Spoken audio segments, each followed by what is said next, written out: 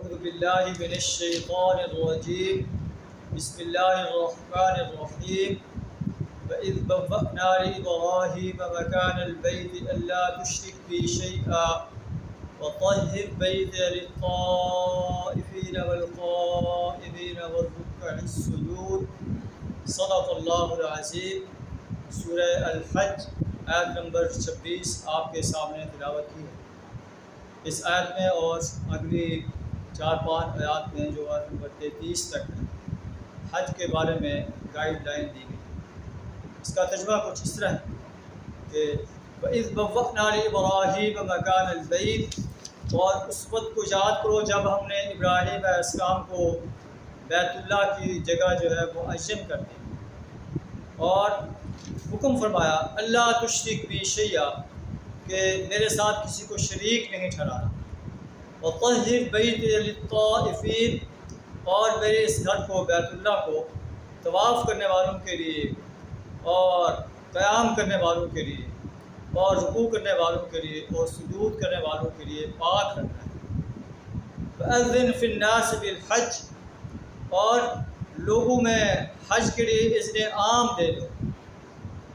يَأْتُوكَ رِجَالٌ وَعَلَىٰ كُلِّ غَادِرٍ يَأْتِينَ مِنْ كُلِّ فَجٍّ عَمِيقٍ، پیدل آئیں اور سواریوں پر بھی آئیں، اونٹوں پر بھی آئیں، دور دراز کے علاقوں سے، لِيَشْهَدُوا مَنَافِعَ لَهُمْ، تاکہ حج کے منافع کو حاصل کریں، وَيَذْكُرُوا اسْمَ اللَّهِ عَلَىٰ مَا رَزَقَهُم مِّن بَهِيمَةِ الْأَنْعَامِ، اور جو مویشی جانور اللہ نے ان کے لیے حلال کیے ہیں ان کی قربانی کریں اور ان پر اللہ کا نام لے کر ان کو ذبح کریں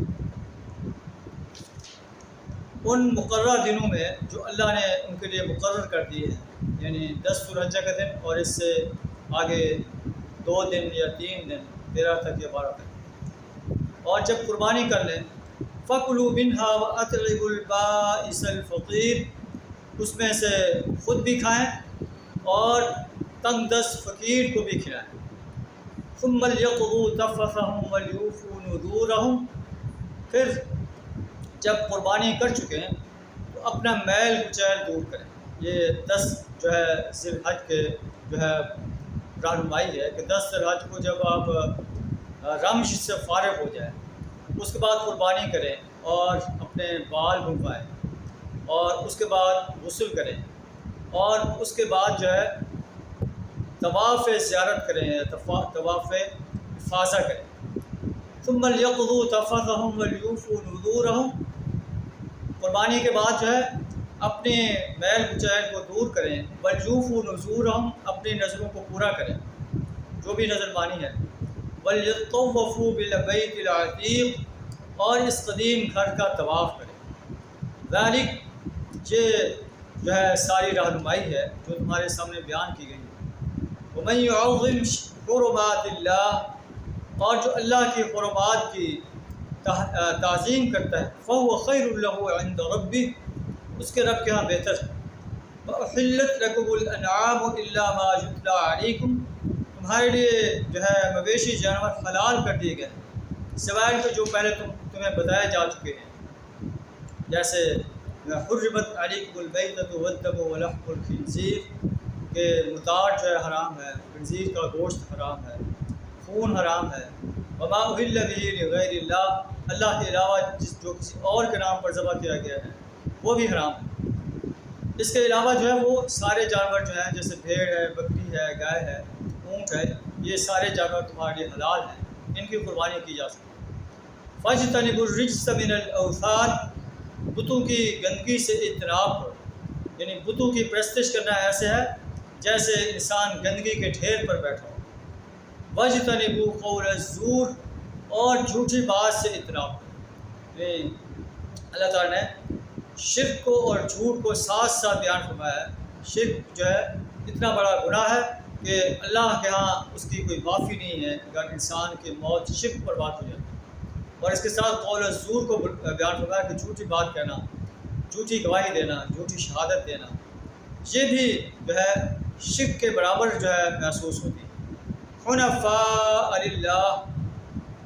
اللہ کے لیے یکسو ہو کر جو ہے تم قربانی کرو، قربانی کے جو اپنا حج کے جو طریقے مقرر کیے گئے ہیں، جو گائیڈ لائن دی گئی ہے، ان کو ادا کرو، اللہ کے ساتھ شرک نہ کرو۔ وَمَن يُشْرِكْ بِاللَّهِ، اور جو شخص اللہ کے ساتھ کسی کو شریک چاہتا ہے، فَكَأَنَّمَا خَرَّ مِنَ السَّمَاءِ، وہ ایسے ہے جیسے آسمان سے گر پڑا، وَتَخْطَفُهُ الطَّيْرُ، اسے پرندے اچک لے جائیں، أَوْ تَهْوِي بِهِ الرِّيحُ فِي مَكَانٍ سَحِيقٍ، یا اسے ہوا جو ہے ایسی جگہ پھینک دے جہاں اس کے چیتڑے اڑ جائیں۔ یعنی شرک جو ہے وہ اتنا بڑا گناہ ہے کہ ایسے سمے کو انسان آسمان سے گر پڑا اور پرندے اسے اچک لے گئے، تو ایسا انسان بے سہارا انسان ہوگا،